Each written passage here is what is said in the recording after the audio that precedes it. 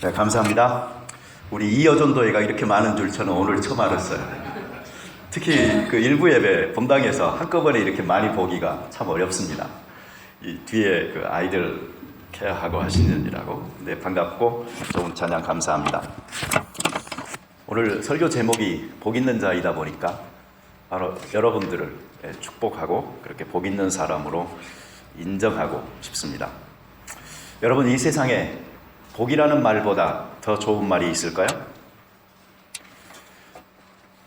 아마 어떤 사람은 없다고 하면서 그 대답을 축복이 더 좋다고 그러실런지 모르겠습니다. 여기는 복보다는 축복이라는 말이 뭔가 더 성경적이고 좋아 보이지 않습니까? 사실 성경은 축복의 책이다 이렇게 말할 수 있습니다. 성경에 보면은 복받은 사람들이 참으로 많이 나오고, 그리고 하나님께서는 복을 주시는 하나님으로 등장합니다. 기독교가 너무 기복적인 종교다 해가지고 비판을 받다 보니까 기독교 그 자체에서도 이제는 복 소리는 좀 그만하자라는 그런 어떤 자성의 목소리가 높았어요.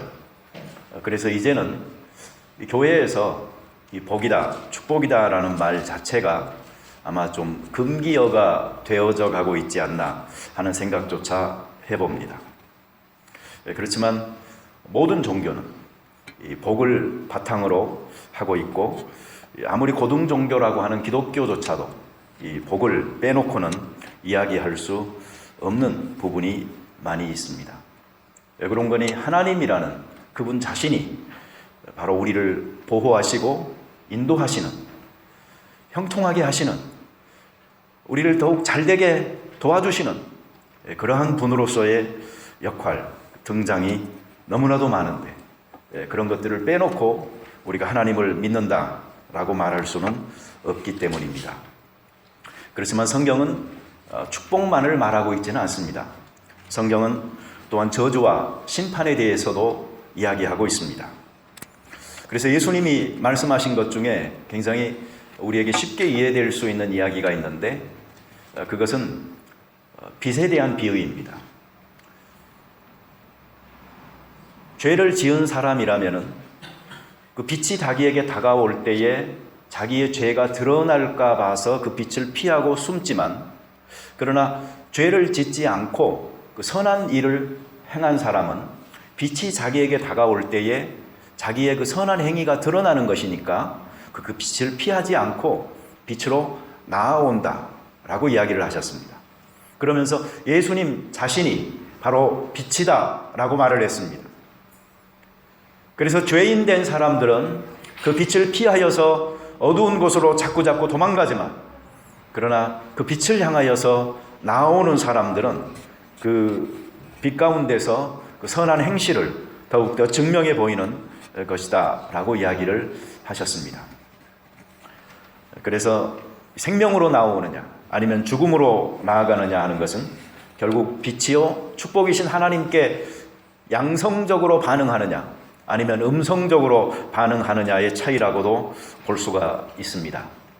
오늘 여기 본문에 보면은 예수님께서 교훈을 이렇게 마치셨는데, 그 말씀이 끝나자마자 그 많은 무리 중에 한 여인이 갑자기 예수님을 향하여 당신을 배신 그 어머니, 그 태가 참으로 복이 있습니다 라고 이야기했고, 그리고 예수님께서는 그 여인에게 오히려 하나님의 말씀을 순종하는 것이 더욱더 복이 있다라고 이야기를 하셨습니다. 서로가 복된 말들을 이렇게 주고받고 있는 것입니다. 김영숙 집사님이 아까 사회 보시면서 옆에 사람들에게 인사하고 축복하자고 그랬는데, 여러분들은 좋았겠어요. 옆에 누군가가 있으셔서. 저는 없어가지고 한번 둘러보고 제가 다시 이러고 말았습니다. 옆에 누군가가 있다는 것은 참으로 좋은 것입니다. 그런데 그 관계가 서로를 피하고 멀리하고 경쟁하고 저주하고 도망하는 관계가 아니고, 오히려 가까이 하여서 축복하고 잘되기를 비는 그런 관계의 사람들이 우리 주변에 있다는 것은 정말로 좋은 것입니다. 여러분, 서로에게 축복하는 것을 우리 자주 하십시다. 그리고 그것을 멈추지 말도록 하십시다. 나이가 남에게 축복할 수 있다는 것은요, 그만큼 자기가 더 안정감을 가지고 있기 때문에 그래요.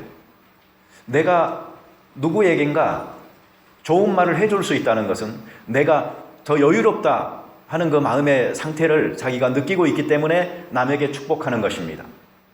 서로 경쟁 관계에 있는 사람들, 아니면 피해 의식에 사로잡혀 있는 사람들은 남을 향하여서 축복하는 말들을 하지 못합니다.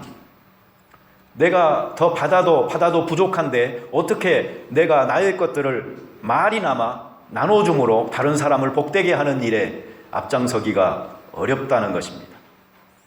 그래서 여러분, 남을 자주 축복할 수 있는 사람은요, 사실 그 사람이 이미 복을 많이 받은 사람인 것입니다. 여기 이 여인을 보면은요, 아마 이랬을 겁니다. 예수님이 대중들 앞에 서서 이렇게 말씀을 하시는데 너무나 기가 막힌 교훈이에요. 이전에 들어보지 못했던 정말 권세가 있는 그러한 교훈을 젊은 사람이 앞에서 가르치는 거예요. 그러니까 이 여인은 아마 자기 아들 생각이 났을지도 몰라요. 비교해보면서, 아이고, 내 자식은 그런데 저 같은 사람을 아들로 둔 엄마는 얼마나 좋을까? 아마 이런 생각을 하면서 예수님을 향해서 당신을 뵌 사람의 태가 참으로 복됩니다 라고 이야기했을지 모르겠습니다. 여러분, 애들 이렇게 키우시는 분들 중에 다른 아이가 뭘 잘하잖아요. 그러면 사실 그걸 인정해주고 너무나 잘한다고 칭찬해주고 너는 특별한 재능이 있는 것 같다라고 하면서 그를 후원해줘야 되는데, 같은 애들 키우는 엄마 아빠들에게서는 그게 좀 어렵습니다. 말은 얼른 그렇게 해야 되니까 하지만 그 다음에 마음 한구석에는 갑자기 자기 애가 생각나고 비교가 되는 거예요. 내 아이는 말도 별로 잘 못하는데 왜 쟤는 말을 저렇게 잘할까? 내 아이는 아직 걷거나 이런 것조차 불편한데 저 아이는 같은 나이인데 왜 이렇게 잘 뛰어다닐까? 하면서 그 비교하게 됨으로 말미암아 금방 그 축복하려고 했던 마음이 싹 걷어져 버리는 그런 것들을 경험하게 되는 것입니다. 내 자식 잘나면 그걸 가지고 부풀리고 자랑할 수기는 쉽지만은 남의 자식 잘난 것을 인하여서 축복해 준다는 거, 이건 참으로 어려운 것입니다. 이 마음속에 경쟁심이 있으면은요, 축복하는 마음이 그렇게 쉽게 생기지 않습니다. 그래서요, 여러분, 아이들을 이렇게 칭찬하고 이뻐하고 하는 사람들은 보통 더 나이 드신 분들이 많이 하잖아요. 그 이유가 뭐냐면 이미 그 또래의 아이들을 다 키워버렸어요. 그러니까 내 자식들은 다 커버렸어요. 그러니까 조그만 아이들 보면은 그 애들 키웠을 때가 생각나고 너무나 예쁜 거예요. 그리고 그 아이들하고 지금 다 커버린 내 아이들하고 경쟁 상대로 삼고 비교할 마음도 전혀 안 생기는 거예요. 그러다 보니까 정말 아이들이 있으면 이뻐해주고, 그리고 그 아이들이 잘하는 게 있으면 정말 진심으로 칭찬해주는 그런 역할을 이 젊은 사람들끼리보다는 더 연세가 드신 분들이 훨씬 더 쉽게 잘할 수가 있는 것입니다. 마음을 비웠기 때문에. 다시 말하면 나도 내 자식 키워봤는데 어렸을 때는 다 특별한 재능이 있고 훌륭한 사람 될 줄 알았는데 키워보니까 별거 아닌 거예요. 마음을 비운 거예요. 그러다 보니까 그 어린 아이들에 대해서요, 더욱더 많이 축복해 줄 수 있어요. 그 조그만 아이들과 다 커버린 내 아이를 비교해서 이렇게 경쟁적으로 느낄 필요도 없기 때문에 한없이 이렇게 축복해 줄 수가 있는 것이죠. 그러니까 우리 교회에서도요, 이렇게 좀 연세가 드신 분들이 이 나이 어린 아이들 보면은 더 많이 축복해 주세요.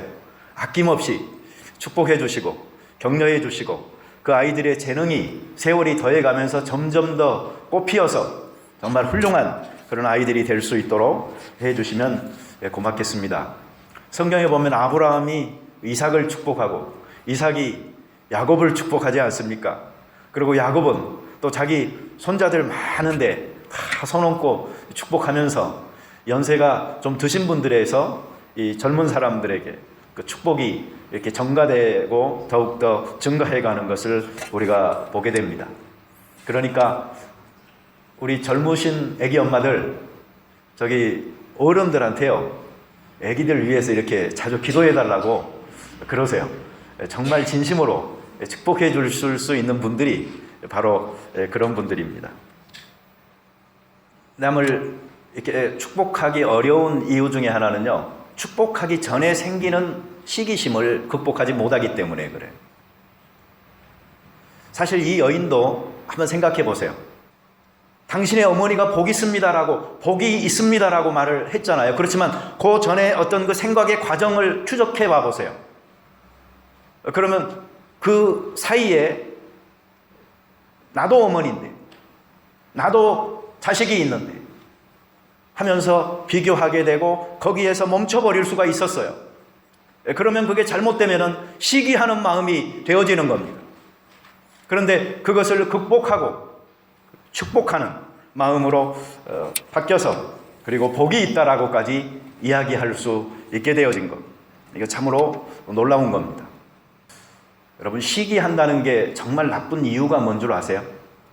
그것은요, 모든 것이 하나님께로부터 주어진다는 것.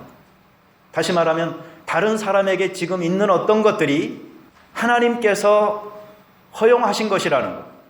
그래서 그 사람이 그것을 재능으로 소유하고 있고 재물로 소유하고 있고 어떤 사회적인 지위로 소유하고 있다는 것을 우리가 인정하지 못하는 거예요. 다시 말하면 그 사람은 바로 하나님을 하나님답게 오너링하지 못하고 있는 겁니다. 그것 때문에 시기하는 사람은 하나님 앞에 죄를 범하고 있는 것입니다. 그래서 우리는 다른 사람에게 있는 것들을 존중하고 그리고 그것을 허용하신 하나님 앞에 감사하면서 축복하고 함께 즐거워할 수 있는 우리가 되어져야 되겠습니다. 제가 지난주 2부 예배 참석했다가요, 정말 큰 은혜를 받았습니다. 근데 그 이유가 뭐냐면요, 복음성가 부르는데요, 사랑과 선행으로 서로를 축복해라는 그 복음성가 있잖아요. 근데 그 가사에, 프로젝트의 스크린에 나오는 가사에서요, 서로를 해서 로자가 빠졌어요. 그래서 서를 축복해 이렇게 되잖아요. 근데 제 이름이 서을식이잖아요. 그래서 사람들이 다 찬양하는데요, 사랑과 선행으로 서를 축복해 이렇게 그게 보이는 거예요. 그래가지고 저 혼자, 다른 사람은 다 글자가 빠졌어도 서로를 넣었어요. 그래가지고 불렀을 겁니다. 그렇지만 저 혼자 그 빠진 걸 보면서요, 기분 좋다, 제가 이렇게 느꼈습니다. 왜 그런가 하니 사랑과 선행으로 서로를 축복해. 근데 그 축복의 대상이 바로 나다라고 생각하니까 그게 너무나 기쁜 거예요. 그게 갑자기 은혜가 되는 거예요.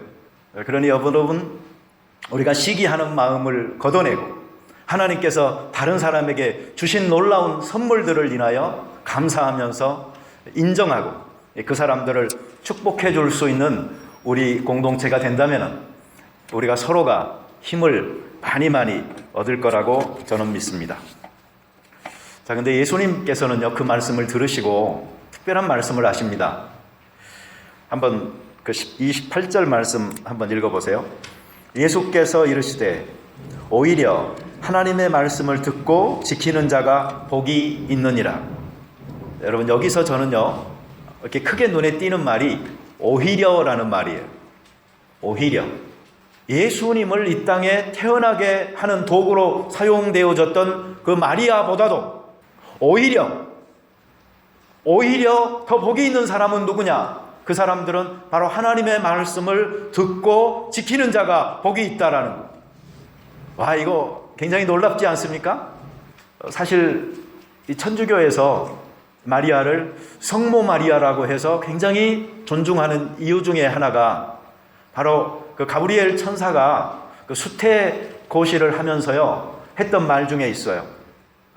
복 있는 자여라고 그 천사가 마리아에게 말을 하지 않습니까? 근데 바로 그 말을 중심으로 자꾸 마리아가 복받은 사람이다 라는 것을 이야기하고 높이고 하다 보니까 성모 마리아의 귀한 위치에까지 올라가게 된 겁니다. 그런데 오늘 예수님께서는 그 마리아보다 오히려 더 복 있는 사람은 누구인고 하니 바로 하나님의 말씀을 듣고 지키는 자가 복이 있다라고 이야기하고 계십니다. 여러분, 구약에 수없이 많은 사람들이 살다 갔습니다. 그렇지만 그 사람들은 메시아를 기다리기만 하다 끝났습니다. 예수님 당시에도 수없이 많은 사람들이 살았습니다. 그렇지만 그 사람들은 예수님이 하신 말씀들을 부분적으로 듣고 끝났습니다. 근데 예수님 이후에 그 가르침들이 하나님의 말씀으로 기록되어지고 보존되어져서 전체적으로 볼 수 있는 세대는 오히려 우리 세대인 것입니다. 그래서 우리는 구약도 보지만 바로 예수님이 당시에 오셔서 하셨던 말씀도 보고, 그리고 예수님 이후에 사도들의 그 사역을 보면서 예수님의 생애 전체를 앞도 보고 뒤도 보고 하면서 이 전체적 스펙트럼으로 볼 수 있는 우리들이 바로 어쩌면은 예수님의 말씀을 어떤 세대보다도 가장 잘 많이 이해하고 여러 가지 미디어의 방법을 통하여서 읽고 들음으로 말미암아 잘 알고 있는 그런 축복된 세대라고 볼 수가 있는 것입니다. 근데 중요한 건 뭡니까? 아는 것은 그렇게 많아졌는데, 다시 말하면 오늘의 이 시대의 특징이 수없이 많은 지식이 홍수처럼 넘쳐나는 것처럼 바로 예수님에 관한 그 지식도, 하나님의 말씀에 관한 지식도 그렇게 홍수처럼 넘치고 있는데, 문제는 알고 있는 것을 순종하는 우리들의 삶이 너무나 이렇게 늦은 걸음을 하고 있다라는 것입니다. 지식은 토끼가 되어서 뛰어가고 있는데 우리의 순종은 거북이가 되어져서 군뱅이가 되어져서 뒤따라가고 있으니, 믿는다는 세월이 길어갈수록 점점 더 이 엄청난 차이들 앞에서 우리는 죄책감을 가질 만도 한 것입니다. 여러분, 하나님의 말씀을 듣기만 하지 말고 깨닫기만 하지 말고 그 말씀을 순종하실 때에 정말 복 있는 사람이 될 수가 있습니다. 제가 집사람하고 일을 하기 때문에 힘든 것 중에 하나가 제 말을 잘 순종하지 않습니다. 다른 사람들은요 다 잘 순종을 잘해요. 그래서 뭐 지나가다가라도 뭐 이거 하라고 한마디 하잖아요. 그러면 속으로는 뭘 생각하든 관계없이 대답은 무조건 네예요, 일단. 그러고 이제 하는 사람도 있고 안 하는 사람도 있긴 있습니다만, 우리 집사람은 뭐라고 하잖아요. 그러면 거의 대부분이 일단 노예요. 왜 그런 줄 아세요? 제가 생각하기에는 자기가 보스인 줄 알아요. 그래서 최근에는 제가 그 말을 하기 시작했어요. 여보, 일할 때는 제발 내 말 좀 들어. 그러면 처음에는 또 가만히 있더니요, 그 말도 몇 번 했더니 이제 요새는 뭐라고 말하냐면요, 같이 일하는데 보스가 어딨어? 예, 그러면서 요새는 저기 또 말을 안 들어요. 저희 집사람 없으니까 참 좋네요. 예. 그래서 이제 제가 느끼는 게 뭐냐면, 사람이 교만하면 순종하기가 어려워요. 근데 겸손하면은 순종을 하게 됩니다. 혹시 우리들이 하나님의 말씀을 잘 순종하지 않고 그냥 아는 것만 이렇게 쌓아가고 있다면, 어쩌면 우리는 하나님 앞에서 정말로 겸손한 우리들의 마음을 준비하지 못하고 살아가고 있는지 모르겠습니다. 또 어떤 사람들은 자기가 듣고 싶은 것만 듣고 듣기 싫은 것은 안 듣는 특별한 귀를 가지고 있어요. 그래서 똑같이 말을 했는데요, 자기가 좋아하는 말은 얼른 받아들이지만 그러나 싫어하는 말은 절대로 안 받아들이는 그런 사람들이 있습니다. 제가 오늘 이 설교를 할 것을 사실은 뭘 하든 간에 이제 생각을 하면서 하게 되는데, 오늘 이렇게 빗자루질을 하다가요, 내가 딱 좋은 비유를 하나 발견을 했습니다. 여러분, 그 병따개 있잖아요. 그걸 쓸어 담는데 이 병따개가 이 두 가지 중에 하나예요. 하나는 엎어져 있는 게 있고요, 하나는 제대로 있는 게 있어요. 엎어져 있는 건요, 빗자루로 이렇게 해서 쓸면 금방 들어와요. 근데 그냥 제대로 딱 있는 거 있잖아요. 그건 참 문제예요. 왜 그런 거 하니, 보통 그 끄트머리들이 어떻게 생겼습니까? 날카롭게 생겼잖아요. 이게 들어가고 나가고 하면서. 근데 그게 이렇게 시멘트 바닥에 딱 박혀 있는 거예요. 근데 그거 한번 쓸어 담으려면 안 됩니다. 그래가지고 결국은 발로 가서 이렇게 담는 경우가 있어요. 근데 저는 하나님 앞에서 우리들의 살아가는 그 자세가 아마 그 둘 중에 하나 아닐까 생각을 해봐요. 엎어져 있는 건요, 이렇게 뒤집어 있어요. 그러면서 뭐가 보여요? 속이 다 보여요.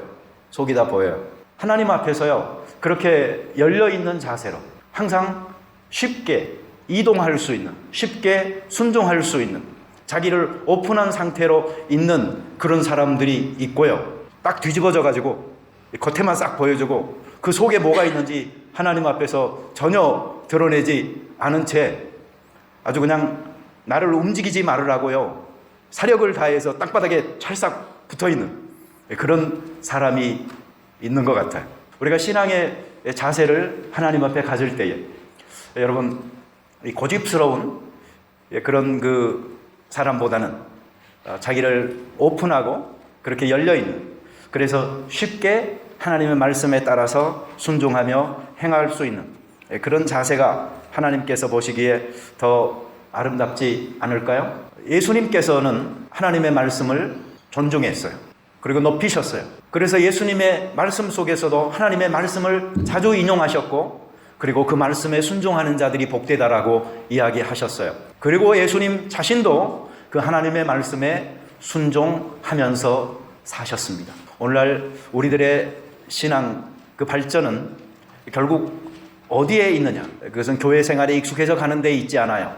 교회 생활에서 어떠한 직책이나 책임들이 높아져 가는 것에 있지 않아요. 진정한 우리들 신앙의 발전은 하나님의 말씀에 내가 얼마만큼 순종하면서 살아가느냐에 있습니다.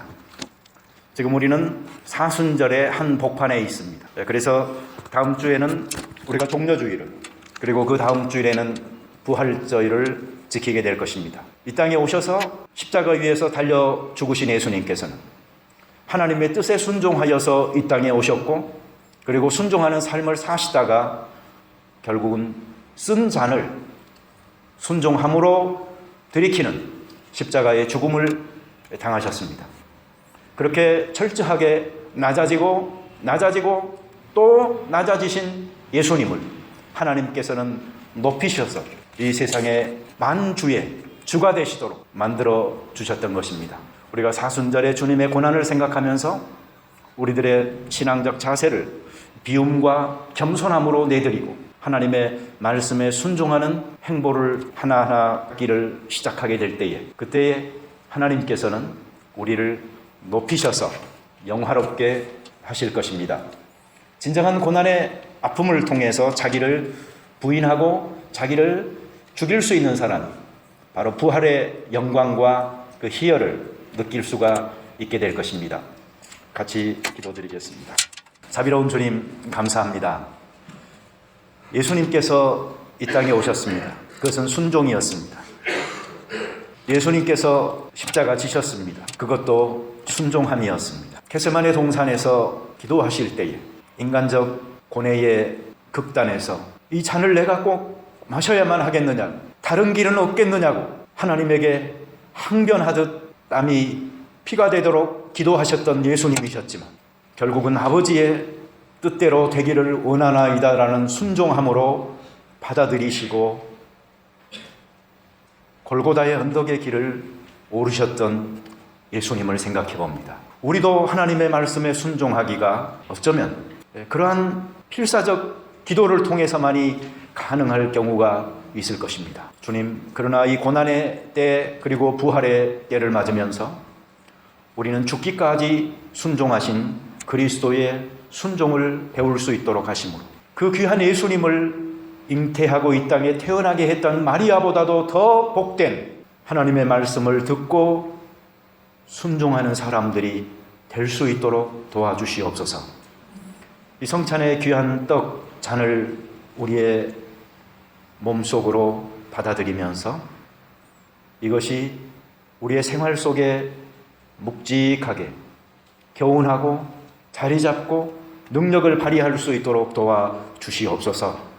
그리하여서 우리의 생이 가볍게 움직이는 시계추와 같은 풍향계와 같은 삶이 아니고 하나님의 말씀에 중심을 갖추고 묵묵히 길게 순종의 길을 걸어가는 인생길이 되게 하심으로 하나님 보시기에 가장 귀한 말씀에 순종한 복된 자들이 되게 도와 주시옵소서. 예수님의 이름으로 기도드리옵나이다. 아멘.